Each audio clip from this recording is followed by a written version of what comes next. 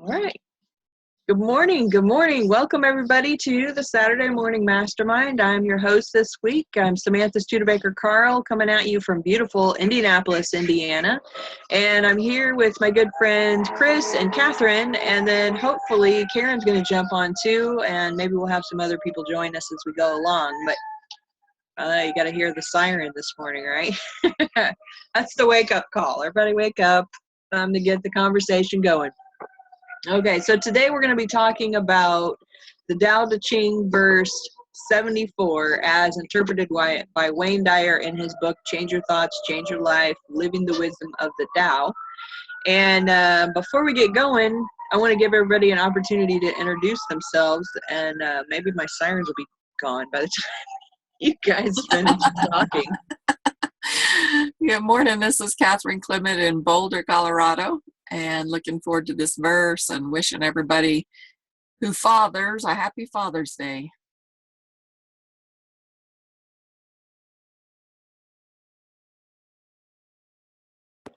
I guess that leaves me, besides you, Samantha. Hi, Catherine. Hi, Samantha.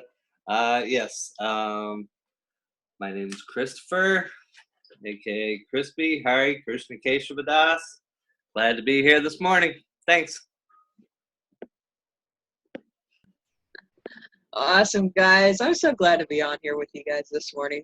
I just love getting together with you each week and discussing these verses. And, we're getting close to the end of this book. We only have a few verses left, and then we're going to have to start thinking about another one. Okay, so here's our verse. Catherine just put it up there for us. It's verse 74 of the Tao Te Ching. Chris, you want to read it for us? I'd be honored. Whoa! If you realize that all things change, there's nothing you will try to hold on to. If you are not afraid of dying, there is nothing you cannot achieve. There is always a Lord of Death. He who takes the place of the Lord of Death is like one who cuts with the blade of a master carpenter. Whoever cuts with the blade of a master carpenter is sure to cut his own hands.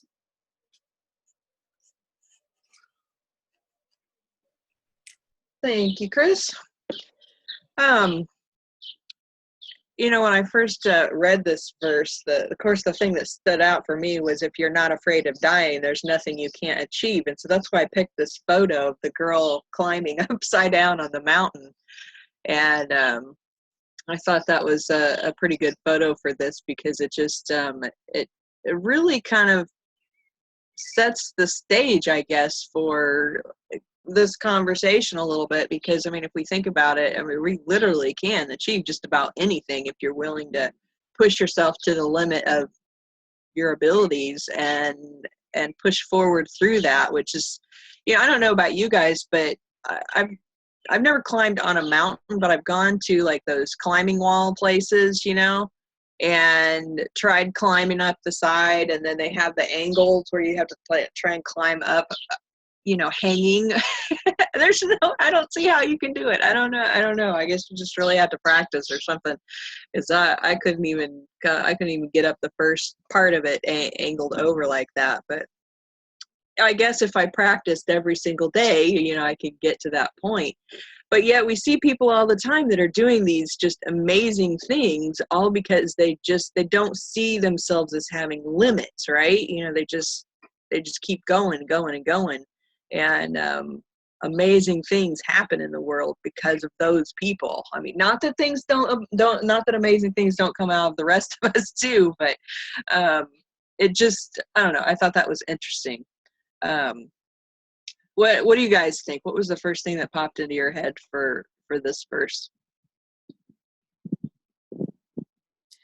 Well, the first thing for me is how much that picture reminds me of my daughter, and she was a rock climber and did crazy stuff like that. And it is incredibly difficult. She used to do speed climbing, and so I would, I had a chance to go to a couple of places with her where she was climbing, and also in a gym like you were talking about, and I loved climbing, but like to go like that, where you're just hanging like that, that is so difficult. Even like the very slight angles are like it's hard enough just going straight up, right? But when you put that backward angle on it, it's like, oh my God. And so that's the first thing, is that, wow, that looks like Nikki. But what caught me was, you know, he who takes the place of the Lord of Death is like one who cuts with the blade of a master carpenter, and whoever cuts with the blade of a master carpenter is sure to cut his own hands. I think that to me, that reminds me to not play God. And actually, as a nurse, I actually had to play God. There were, thank God, not many times during my 20-year career that I actually had to personally make the decision to stop life support or something, you know. It's difficult enough to do with an animal, as I'm sure any of you know, but to do that with a baby is, that's a lot of responsibility for people to make.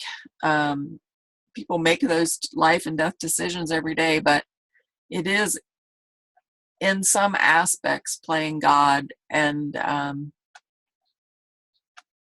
how much, you know, you can't, it's like the poem I wrote when my son was in the Army. You know, somebody cannot go to war and kill somebody else's child without killing their own in a way, you know. And I think it's the same way with this. That's what this verse is pointing out to me, is that when people try to play God, they can have repercussions because you can't do anything to somebody else without doing something to yourself, you know.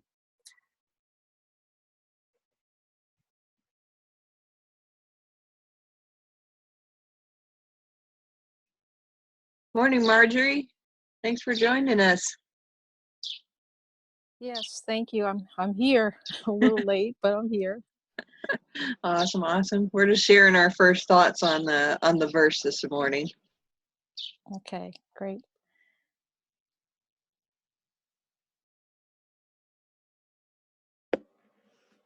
Yeah, the picture looks like it could be looks a little bit like Sandy too. You can't see the face there. Yeah. I don't know. My my instinct is like, I am afraid of dying. So I don't know.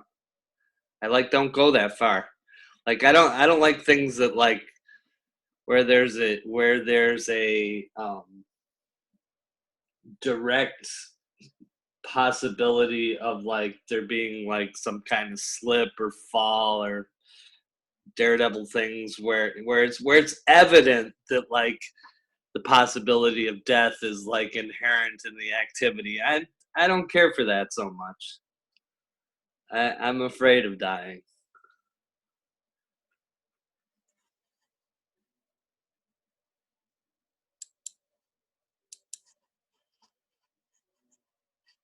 So, Chris, let me ask you a question on that. Yes. Do you fear what comes next, or do you fear the pain associated with dying? What comes next? I'm Yeah. not afraid of the process. Right. Yes. I fear what I don't know, I guess, in a way, because I feel like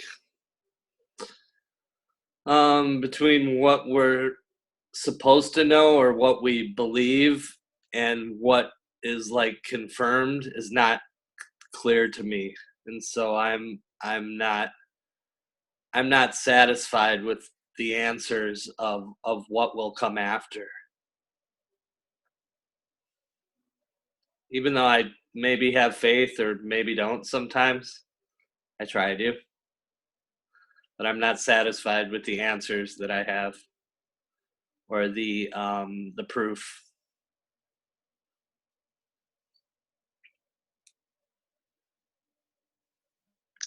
Gotcha.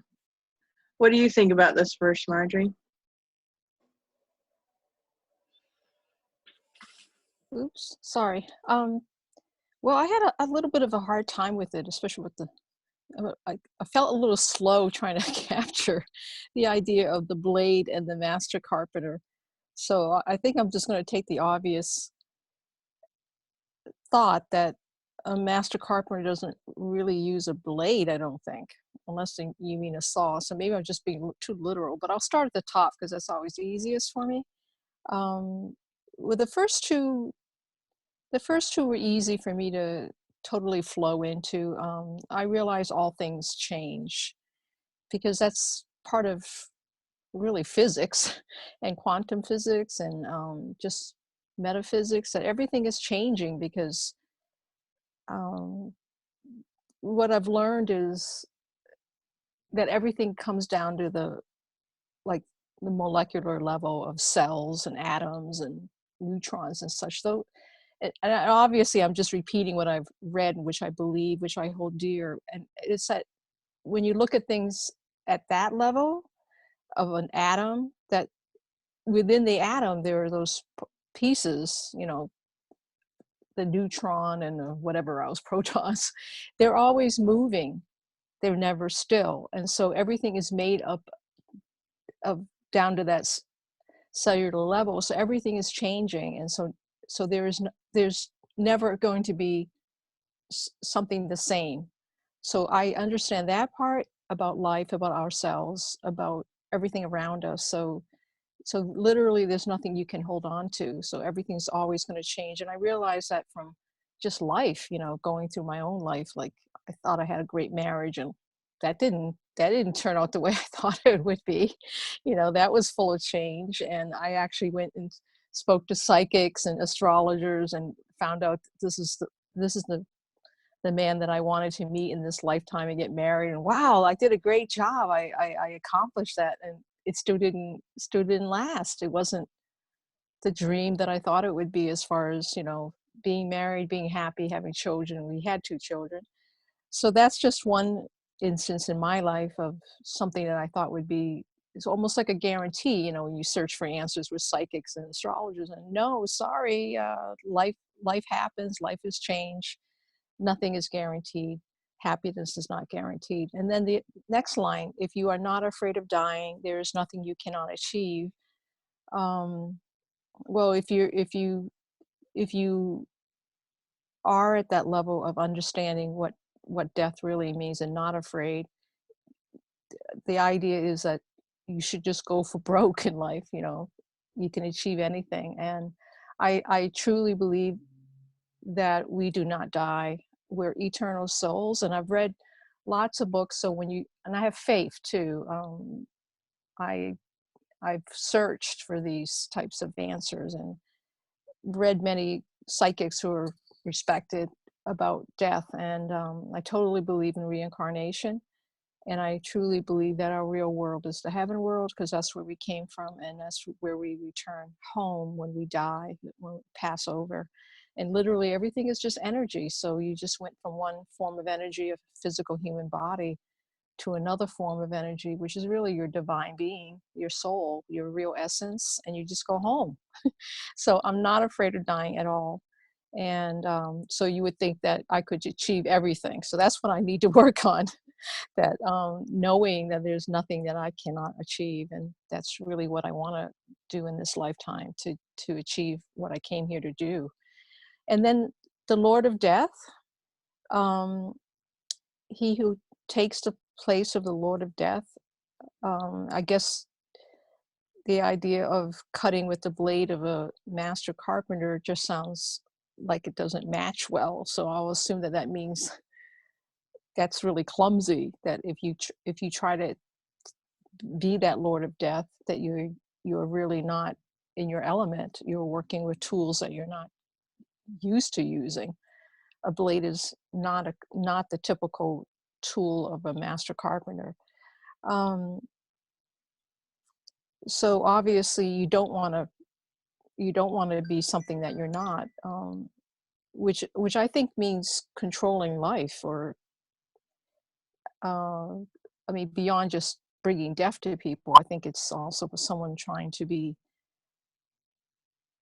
I guess, dominating or making life happen as opposed to going with the flow.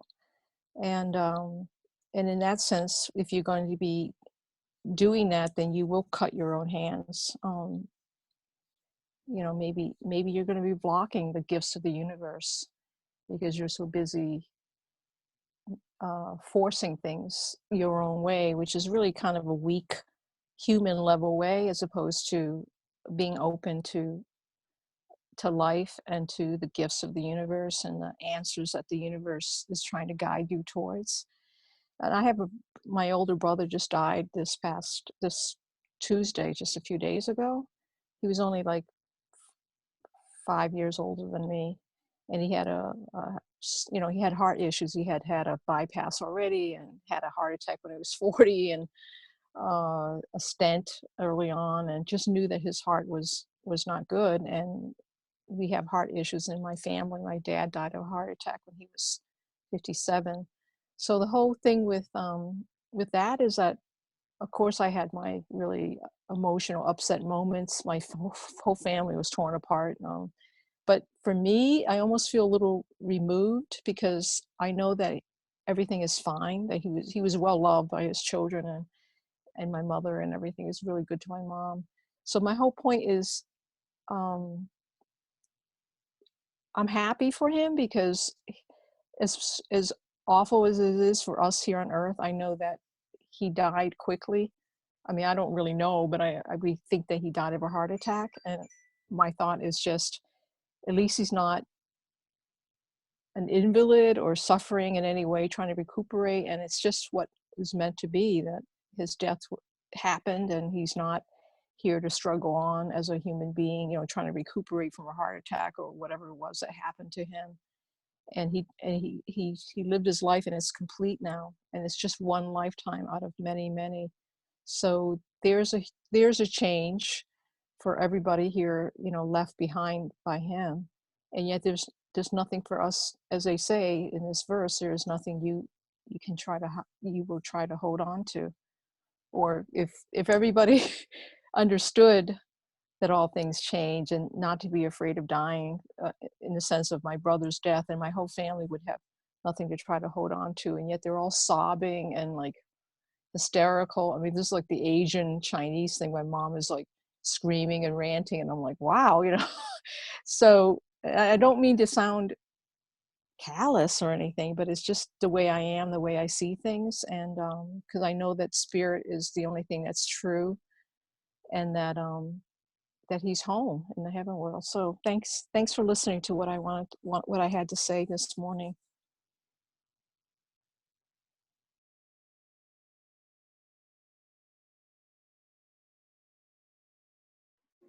He's back in puppy world. In what world? Puppy world. Well, it's true, Catherine, because as I was saying prayers for him, and during the prayers I would get very emotional, I'd be sobbing. But the whole point was, I did think about the fact that he had many dogs and he loved his dogs. And besides going home to the heaven world and being with, my grandparents, all four of them, and my dad and my uncle, and I was thinking about his dogs, that his dogs would be there. And lately I've been thinking about my cats too, that have been here in this lifetime I was so close to, that they're awesome, powerful beings. And so I was actually connecting with them and thanking them for their help and asking for their help, And now, I can ask for my brother's help too. You can ask the help of those in the heaven world. There are now your angels. And so, yes, puppy world, that's another word for the heaven world.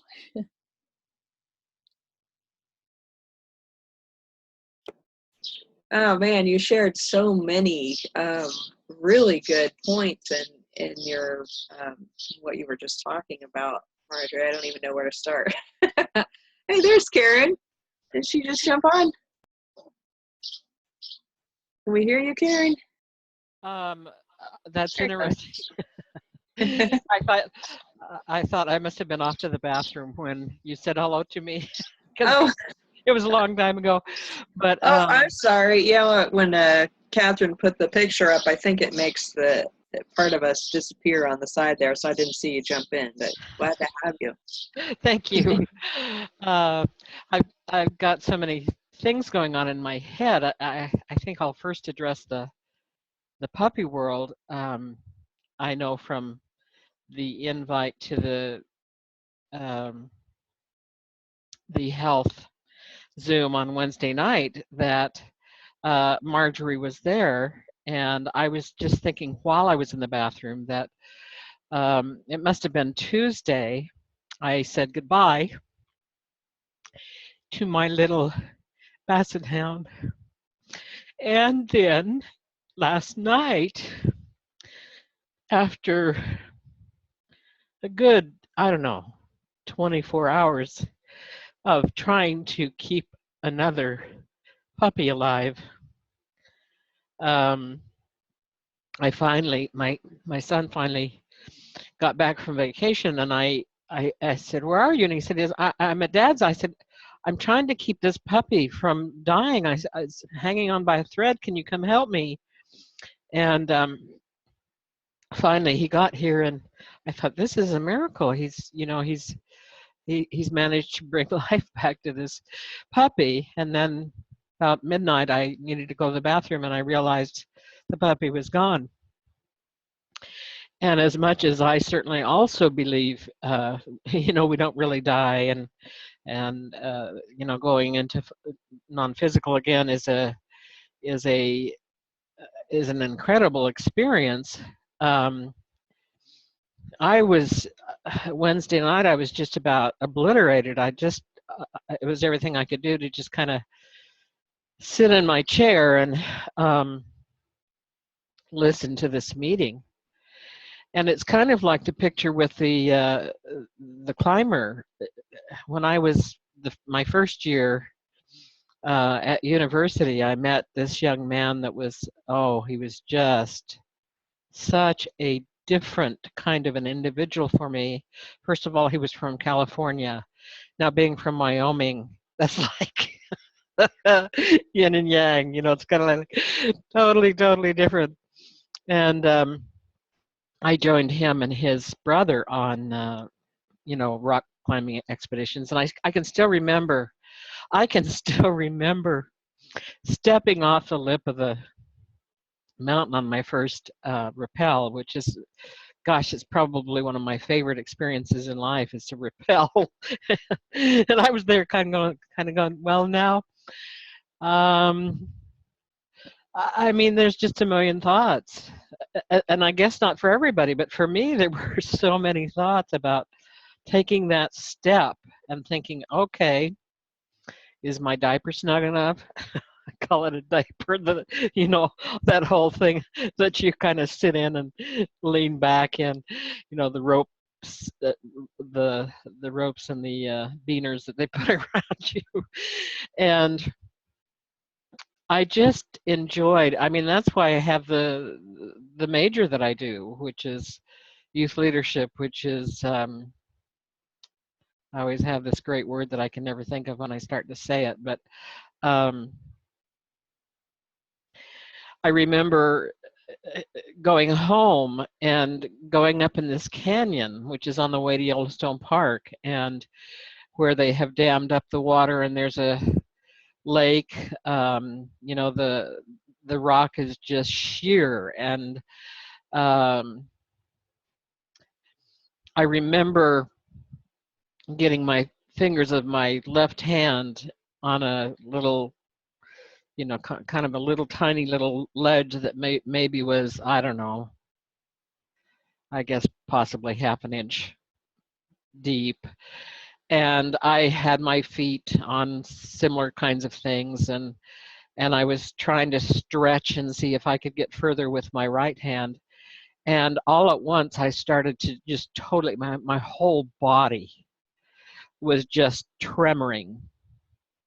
And I was thinking, oops, this isn't it. This is it. And this is younger than I expected. And this isn't the way I planned it. And I thought, now wait a minute.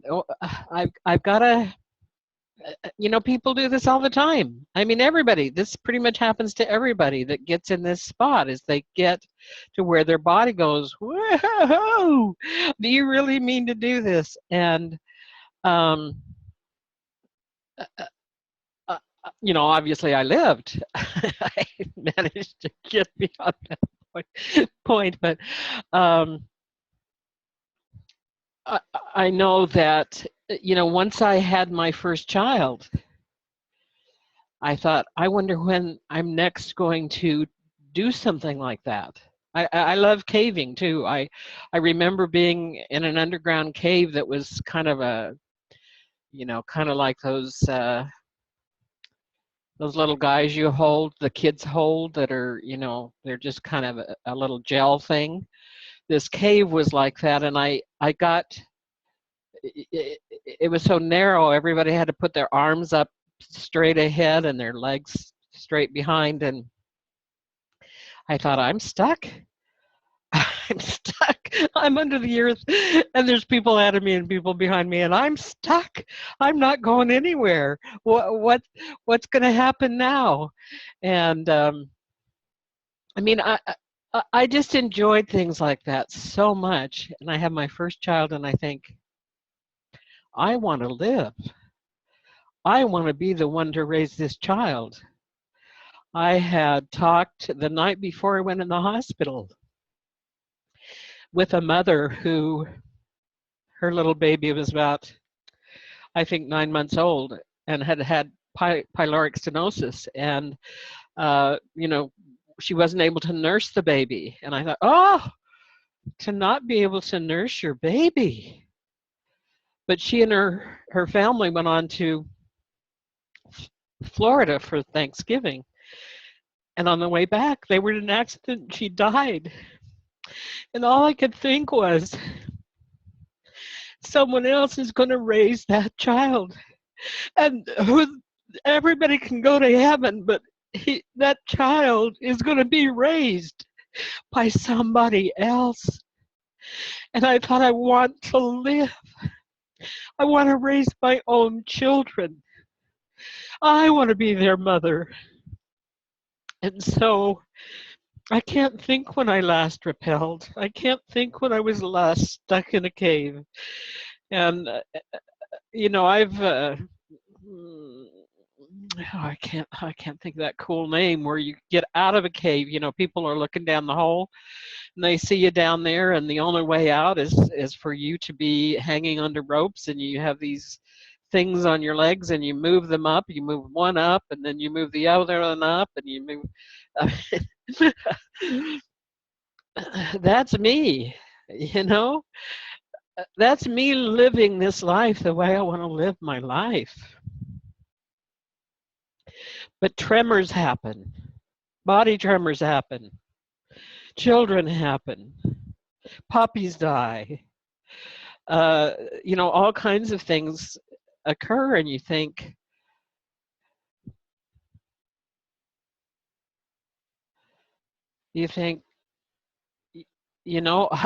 I'm not the Lord of Death, or whatever that is. I've lost my screen right now.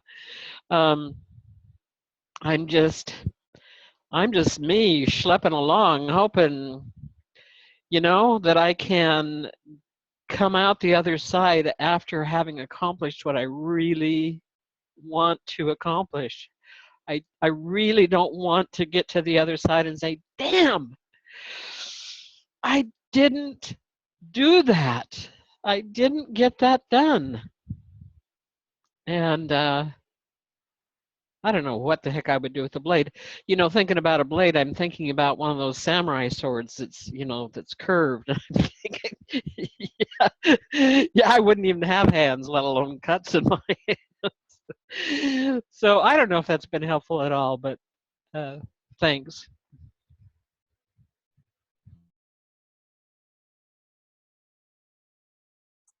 Big hugs, Karen. I'm so sorry, honey. Yes, life happens, and regardless of what your beliefs are about the afterlife, grief still occurs, you know. It's a human emotion, and I can relate to what you said, Marjorie, because I've always been the one in my family that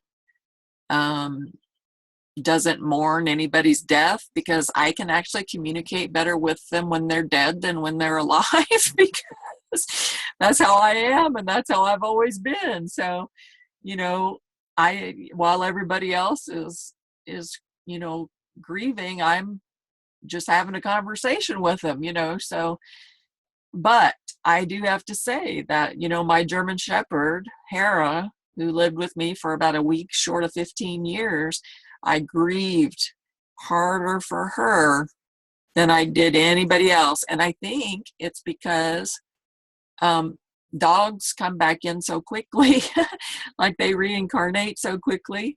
You don't get a whole lot of time to hang out with them on the other side, quite honestly. I watched a really cool movie this week. I cried through the whole thing, but it was called A Dog's Purpose, and it's at Redbox. You know, you can get it just for the night. And it's about a dog and how he goes in and out of different incarnations as different breeds of dogs, and how different his life is, and like he's trying to figure out his purpose, like, you know, as people we're asking about, well, what's my purpose, you know, and the dog is like, well, what's my purpose? And it's just a really sweet movie. I did cry through the whole thing, though. I mean, if you've ever lost a pet, or, you know, ever loved a pet, it'll have tissues nearby. But so I relate to both sides of that. I relate to the not grieving at all, and I relate to the grieving completely, where you feel like every piece of you is breaking apart. And for me, when Hera died and I broke into pieces like that, it broke my heart open in a way that it had never been before. And so it was really such a gift. And she made me promise not to close my heart back up again. And that was her purpose, you know.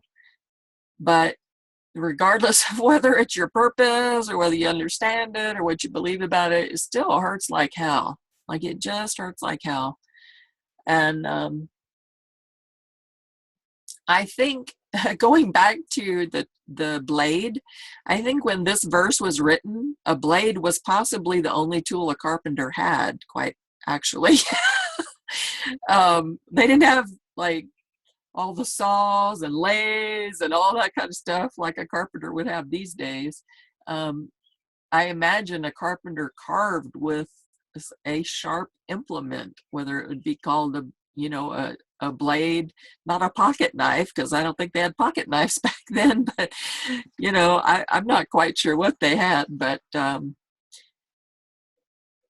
I again, with pets and the latter part of that verse, you know, when you have to decide to put a pet down, like I did with Hera, you know, that's, to me, that was kind of like playing God when you have to make those decisions, even though you're making them, you know, knowing that you're getting them out of suffering and all those things. It's still a decision that weighs really heavy on people. Some people, I did for me, for weeks and weeks. I worried over whether I was making the right decision. And I finally just like melted in a puddle in front of her, crying and sobbing and asking her to please give me a sign and let me know that she was ready to go. And she did. So very clearly she did.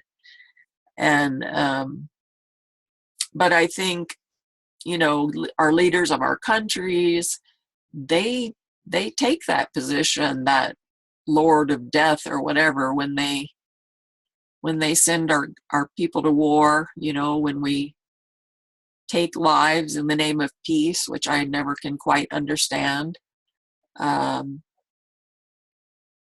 And I think it has deep repercussions. I think, I don't know that I quite understand karma and exactly how it works, but I've certainly seen what goes around comes around, that aspect of it.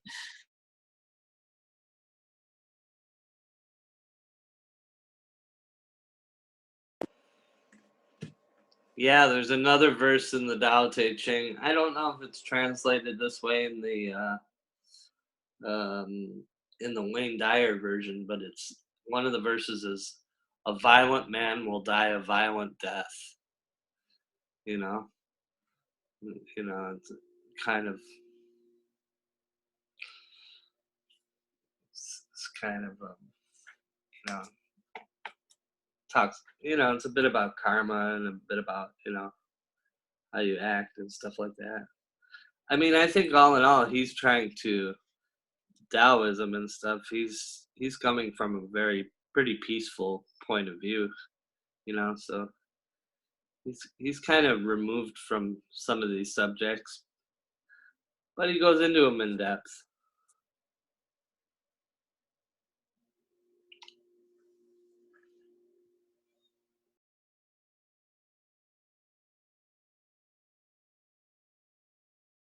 So I wanted to say that well, even this morning, I guess I couldn't sleep right away. So I looked up what the Tao, I can't even say it, Te Ching is, and I looked it up and said, oh, okay, it was written in like maybe 400 BC, and the translation of each of the words means the book of the way of virtues. So if you think of each verse, and of course I don't know anything, I've just looked at the Wikipedia version of what this book means for like 10 minutes. And I was thinking the word virtue, it just means your morals or your integrity.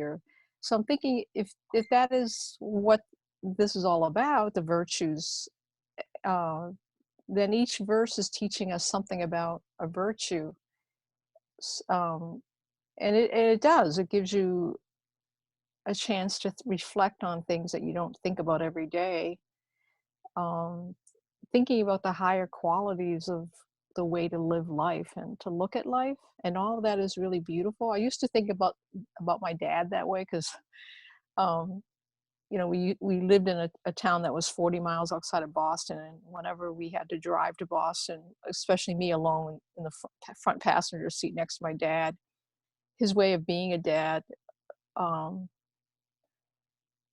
was someone who didn't really have conversations with his kids, but I'm in the car with him and it'd be like, oh my God, the typical was to get a lecture.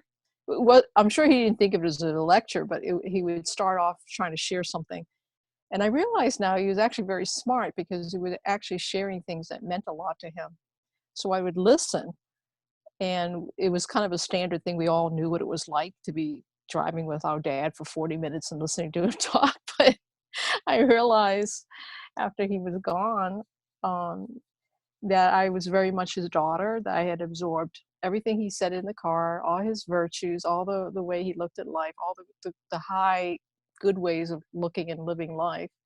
Not to say I'm perfect or anything like that, but I totally relate to that. Like I accept it. I believe in it. I value everything that he said, and I believe in the same things. I value the same things. So in that sense, he was passing his virtues on to me. So I was thinking, okay, he didn't quote, the verses we've been reading and studying, but and I have read that that's what really a parent does in many ways. I guess people do this.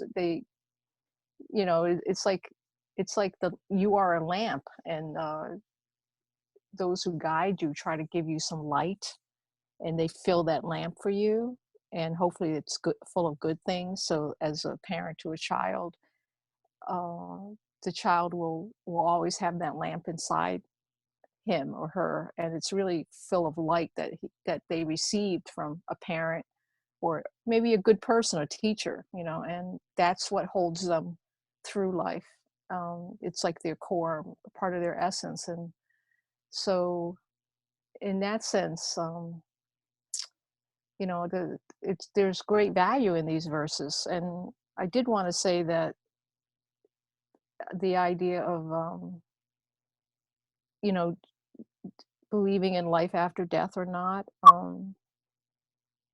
there's just so many stories and documentations of reincarnation. I just read this book that was just published. It's about a boy who's now maybe 13 years old. He plays baseball, and his mom wrote the story, and it's now a bestseller. But I found it just because I belong to a book club and I can get ebooks, and that was one of the offerings. And so what it is all about is that he's the reincarnation of Lou Gehrig, and his mother is Lou Gehrig's mother in the lifetime when he was the famous baseball player. And because he died a traumatic way from the ALS disease, they say that those are the souls that come back and have a pretty good memory of their previous lifetime because it was traumatic, and they're coming back to somehow heal from that previous lifetime where they suffered so much from a disease or a certain life condition or something. So the whole book just lays out from when he was age 2, he was talking about, I was a big man, and then somehow he got onto the baseball thing. I think his sister played like t-ball or something like that. She's like maybe 4 or 5 years older than him. So he was introduced to baseball that way by going to her games. And so the story is just fascinating because it's true. I mean, the mom documented everything, and the boy would talk about it at bedtime as a little young, 2, 3, 4-year-old, and things would just come out. And it's just a fascinating story. And they're going to, of course, make it into a movie so we can all go to the movies and watch this real story. And so anyway, so I totally believe in reincarnation, and but we have free will too. That's the thing, is no matter what, that's what we have as humans. That's what God gave us, is free will. So despite whatever we might have planned for each lifetime, because we do plan each lifetime in the heaven world, we can still change everything. Like my plan was to be married to this man, and then my free will was, no, I cannot stay married to this man. And I made a conscious decision. So anyway, just wanted to share that. I feel a little bit like I'm rambling, like, why did I jump in and share this? But thank you for telling me about the movie, Catherine, because my brother had passed over. I started watching these movies like Wild Oats, 2 women at a funeral and they're sobbing. I'm thinking, yeah, that was my mom on the phone with me. And then I watched the Bucket List with 2 of my favorite actors. Jack Nicholson's not really my favorite, but I love Morgan Freeman, and I just like that movie a lot. So in my way of grieving is looking for some relief through watching movies, but movies with the theme that are timely for right now for me. So anyway, thanks for listening.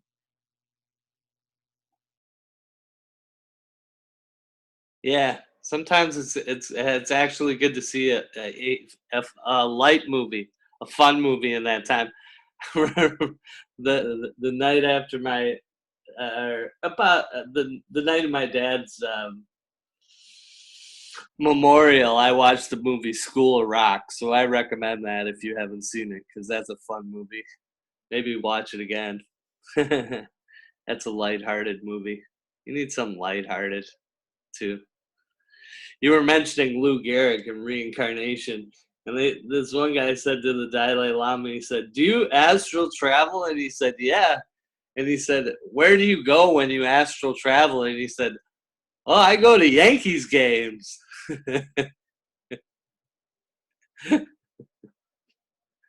thought that was kind of pertinent. That's a good way to live life on a low budget. Yeah, right? You can go anywhere you want. You don't have to pay entrance fees. You don't have to pay airplane flights and stuff like that, hotels, So, oops.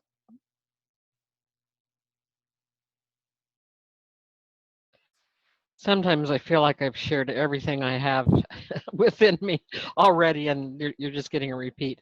But I don't think you've gotten this, and it might be kind of funny. my senior year in high school, I was going steady with a fellow that was on the USS Kitty Hawk, which is an aircraft carrier around the Vietnam War, and he would occasionally, we were using those little tapes that you put in tape recorders, those little, you know, tiny little rectangular kind of things, and he would sometimes put himself, or I'm sure he didn't ever sing, but he had a friend who had a guitar, and you know, he'd whang away and sing, and so I got my friend together and I said, well, you can call this guy your boyfriend. His last name was Sally. Anyway, so we would talk to them and, you know, exchange these tapes back and forth. And one night, the two of us my friend and I were spending the night together, and we decided that we needed to go see these guys. You know, those ships hold about 5,000 people, or at least this particular one. And the town that we'd grown up in was, you know, 5,000. So we felt like we had some kind of an idea of, you know, what that would be like. And so we're laying on this bed and we're looking at the ceiling and we're talking, you know, how do you think you get out, and shall we use the basement stairs, and shall we go up, and shall we whatever. Well, I got to the point where I just about thought I was launched, and I decided, wait a minute, I'm stuck out there with 5,000 guys on a ship, and what if I can't get back? So that was my little story that I don't think I've told you before.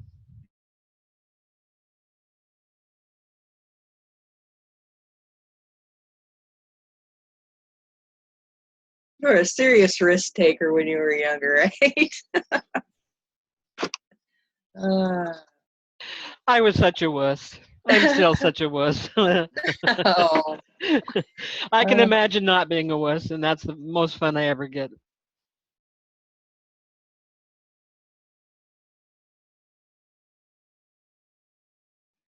Oh man, well, I mean, you were talking about doing the climbing and the splunking and all that, and yeah, I'm not real big on climbing into caves. I mean, to go into a big cave, sure, yeah, but into a little crack in between two parts of the earth that could shift and squish me at any moment. No, I don't have any interest in that. Never have. But yeah, man. I don't know if you've been in a serious cave that has lots of stalactites and stalagmites for, you know, probably more centuries than the earth is old, because I do believe we have a lot of things on the planet that are older than the whole planet.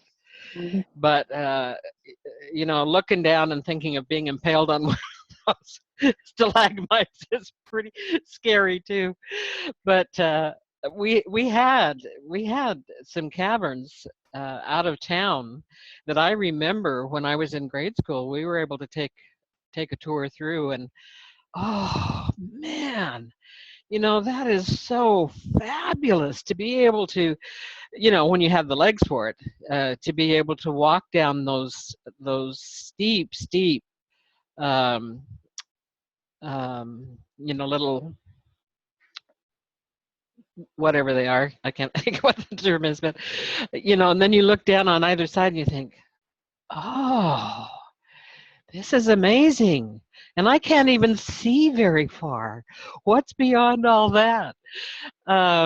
Gosh, I have not thought about that for years. They finally closed that off. They didn't want the kids going up there with beer and getting drunk and impaling themselves several thousand feet below the surface. Oh, what fun.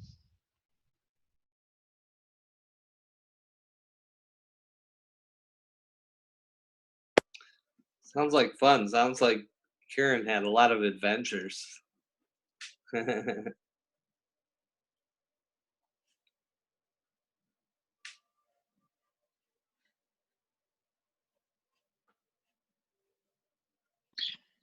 Oh, we've covered so many things today, and can't even. I took a bunch of notes, but wow. You know, I think one of the bigger things that it's trying to just kind of remind us of is that, you know, when we try and control things, we cause ourselves pain. And um, you know, because if we realize that everything changes, then that can kind of ease that. And of course, you know, when we lose somebody or something traumatic happens in our lives, of course it can be painful, because, you know, we're used to that. We like whatever that is. And when we lose something that we enjoy, it can be painful. But I think that the biggest thing is that if we keep holding on to that thing, whatever that is, whether it's a person or an experience or whatever, is that's when we really cause ourselves the long-term pain. You know, I mean, we all experience it when it happens, obviously, but we have that choice to decide how we want to keep feeling over the long term.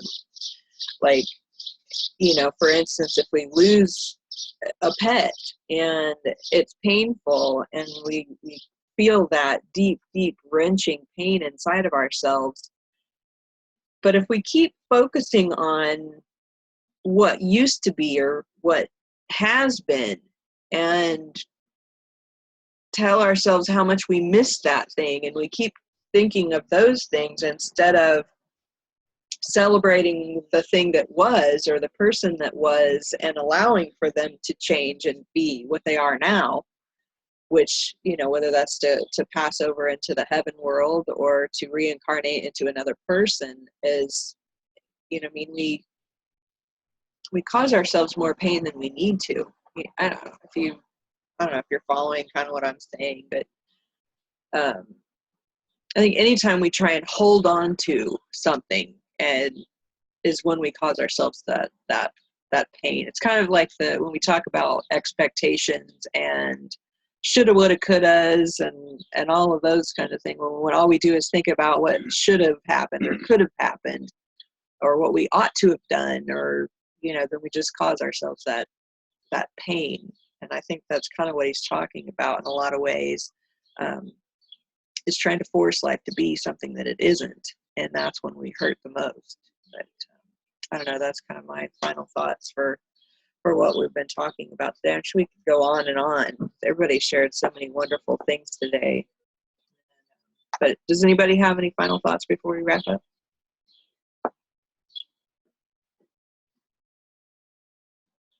Well, I wanted to share that after hearing about my brother passing over on Tuesday. I was realizing it's been quite a year. Like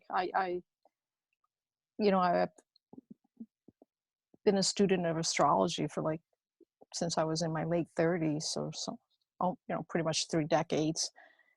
And I know that every birthday, it's like a new weather chart or weather report for the upcoming year from your birthday to the next birthday. So I looked at and my birthday's coming up pretty soon, middle of July. So I looked at the one for last year and went, oh my goodness, I've got Pluto in my second house. Second house is like your money and your morals and virtues and your possessions and material things. And Pluto is like the heavy duty planet of change. And, you know, we're like, okay, well, this doesn't look too great, you know. You know, I should be ready for anything, and it's really turned out to be that way. And then, like in the sky, as planets are transiting, they interact with the planets that are there in your birth chart. And for people of my age, I'm 63. There's certain things going on with Uranus and Pluto, and so it's quite a ride. And that's when you talk about, you know, be ready for change always. Well, that's certainly been what it's been like, and yet it's been exhilarating because you know, I've gone through a lot of changes. I'm going to be pretty much realize I'm going to have to move, which is, I've been in the same place since like 2005, you know, the same complex, you know, different buildings since 2002. So this has been quite a long time, and yet I'm ready for the change. I have no idea what's going to happen next, but I know that the universe will guide me, because I was guided here, and I know that this place has been good for me and has had good energy. So that's just how it is. And And I was just thinking that I'm one of those people who really isn't too nervous about change, and it's because of the way I am, and I know what that is, what that means, because I know my own astrology. So I know I have strength. You know, it's in my chart. You know, I have like Sun and Mars and Uranus and Cancer together, like an atomic power plant. So that gives me a lot of strength and kind of wildness too, like ready for anything. And so anyway, I just wanted to share that with people, that um, that's just what's been happening for me. I think also on a planetary level, and for us as for humankind, we're going through changes right now, and we should know that. I mean, uh, it's ascension and it's evolution, and we're all rising higher in vibration, and so that's just a given for all of us, whether we're aware of it or not. And so we need to be prepared for change, and we should really embrace it. And like Catherine was saying, the death of her beloved dog just broke her heart open, and that's where we need to be. We need to be back in our hearts, because that's our true nature, is love and being of the heart and not the mind. And so as change happens to us, I think we should just know that to prepare for change every moment is to at the same time be working on yourself, you know, self-development, opening your heart, you know, thinking about things and feeling things, and being open to things, because things are happening here, guys. You know, just be ready. Anyway, that's just what I wanted to share, that it isn't just something that was written 400 BC, but it's happening right now to us in our lives. And that's why we're here. We're here because we want to be here in this lifetime, because of the changes that are going on right now. This is momentous. The earth the earth and the universe and humankind, I guess all of the universe, all the beings around the universe, it's just a momentous time. So anyway, we should be enjoying it, you know, and whether we continue on in this lifetime or not, it doesn't really matter. We came here to give it all we have in this lifetime right now, however we are meant to do it. And even if we didn't do it quite the way we designed it, you know, remember the free will part. I think that it's just this lifetime we get to experience what's happening right now, this ascension. And so you know, I'm looking forward to it. I don't know what's going to happen. I always want things to happen faster and sooner than later, you know. So anyway, that's all I had to say. Thank you.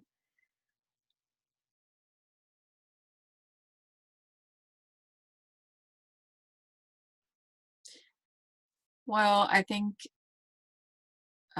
one of the greatest gifts that pets give us, at least for me, when they're, you know, I grew up to be, my grandmother raised me, and she was very, very stoic, and you just didn't cry. You just didn't cry.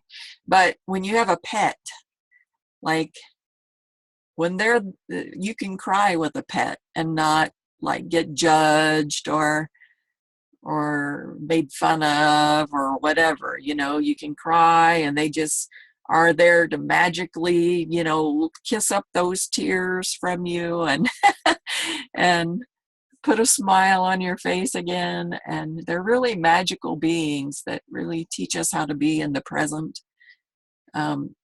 Whenever you're in the presence of a dog, they're in the present moment. They're not thinking about what happened 20 years ago or 10 years ago or yesterday. You know, they're in the present moment, and that's their gift to us. And also in honor of Father's Day, you know, in this verse, don't rule with too much of an iron hand, I guess, because you can drive space. You know, that's one of the things that I love. For a minute there, I threw up a meme that I made for my son. It's a little bit vulgar, but I love it because it's such different parenting from anything I experienced.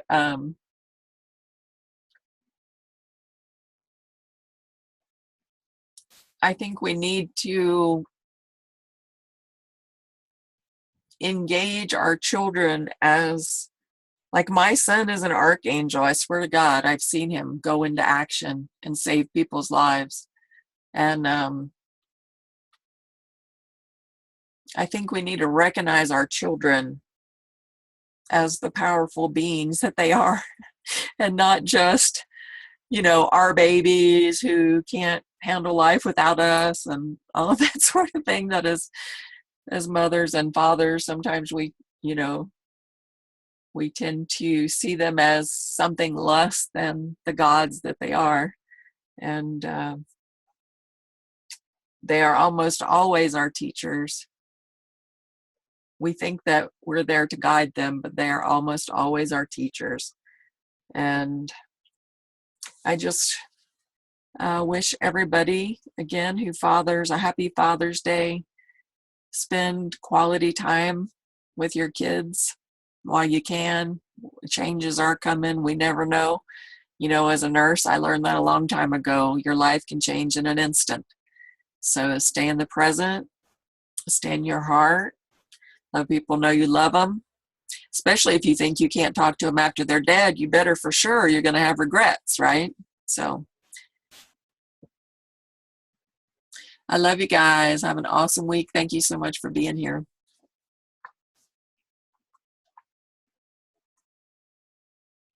Yeah, that was something I've been thinking about a lot. That you can't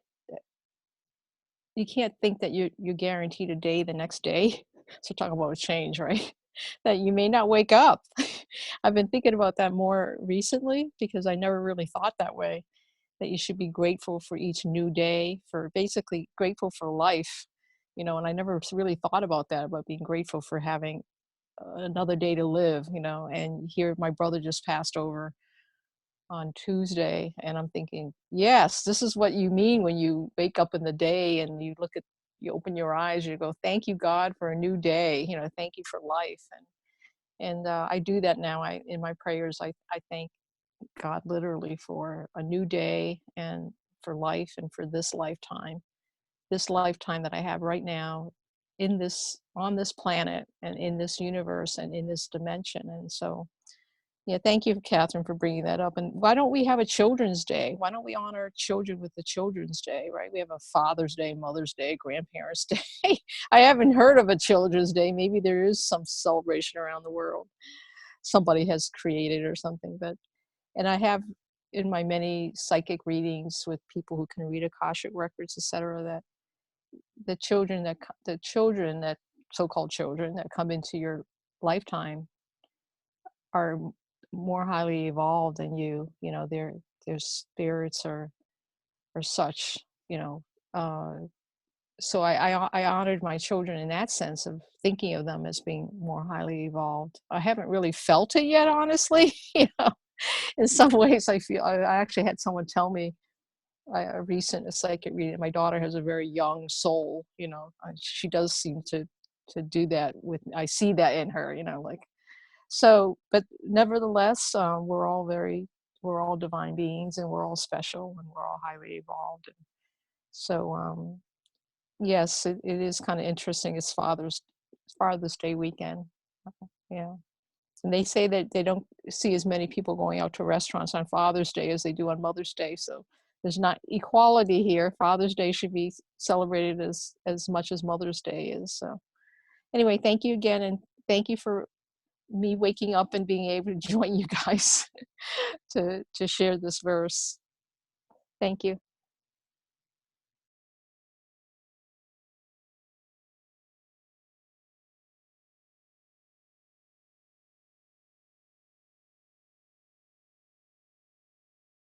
All right. Well, thank you everybody for joining us today and sharing your thoughts and insights on this verse and our lives and the experiences that you had. It's just been wonderful. I love listening to you guys and learning from you. And I know I didn't really say a whole lot today, but I felt like you guys really had the most wisdom to give us all. So thank you. Thank you so very much. All right, guys. Well, let's wrap up for today and have a great, awesome, amazing weekend and wonderful, happy Father's Day to all of you fathers out there. And also, I want to wish my daughter a happy birthday. That's tomorrow as well. So anyway, guys, have a great weekend, and we'll see you next week on the Saturday Morning Mastermind. Bye for now. Thank you. Bye-bye.